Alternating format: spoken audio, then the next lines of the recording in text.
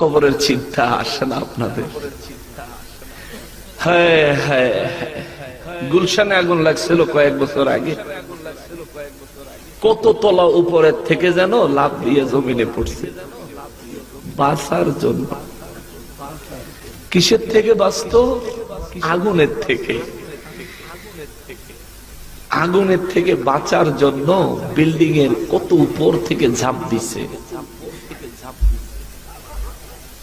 এই আগুন জাহান্নামের আগুনের 70 ভাগের 1 ভাগ।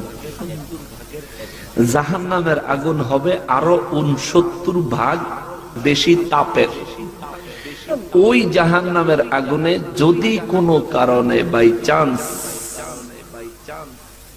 আমাকে নিক্ষেপ করে, ওই লোকটা তো বিল্ডিং থেকে ঝাঁপ দেওয়ার জায়গা পাইছে, পালানোর কোন জায়গা